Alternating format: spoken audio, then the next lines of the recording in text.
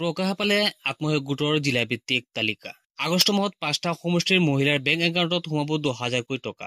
তালিকাখনত আপোনাৰ নাম আছে নে নাই আপুনি কেনেকৈ চেক কৰিব সবিহে জনাই আছো। এতিয়াই ভিডিঅ'টো শ্বেয়াৰ কৰি দিয়ক। গতিকে আপোনালোকে ভিডিঅ'টো অলপো স্কিপ নকৰিব। আৰু যদি আপোনালোকে এতিয়ালৈকে আমাৰ চেনেলটো ছাবস্ক্ৰাইব কৰা নাই ছাবস্ক্ৰাইব কৰি ৰাখিব। জিলাভিত্তিক তালিকা চাবলৈ কেইটামান নিয়ম অৱলম্বন কৰিব লাগিব। এক নম্বৰত প্ৰথমতে গুগলত গৈ সাৰ্চ কৰিব লাগিব SSG লিষ্ট।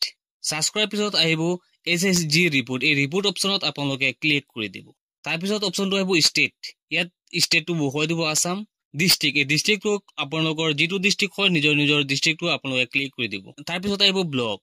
আপোনাৰ যিটো ব্লক হয় এই ব্লকখনত আপুনি ক্লিক কৰি দিব। তাৰপিছত আহিব গাঁও পঞ্চায়ত। এই গাঁও পঞ্চায়ত আপুনি অ'কে কৰি দিব। তাৰপিছত আহিব ভিলেজ। আপোনাৰ যিখন গাঁও হয় এই গাঁওখনত আপুনি ক্লিক কৰি দিব। এতিয়া চাব পাৰিব আপোনাৰ সন্মুখত আপোনাৰ গাঁৱত থকা যিবিলাক আত্মসহায়ক গোট আছে গোটেইবিলাক গোটৰ লিষ্ট আহি গৈছে, আপুনি চাব পাৰিছে।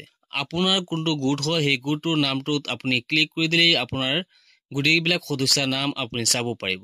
এয়া আপোনালোকে চাব পাৰিছে আপোনাৰ গোটত সদস্যৰ নাম কেইটা। এনেকে আপোনালোকে অতি সহজতে ডাউনলোড কৰি চাব পাৰিব জিলাভিত্তিক SSG গোটৰ লিষ্টটো। আজিৰ ভিডিঅ'টো এইখিনি আছিল, লগ হ'ব নেক্সট ভিডিঅ'ত।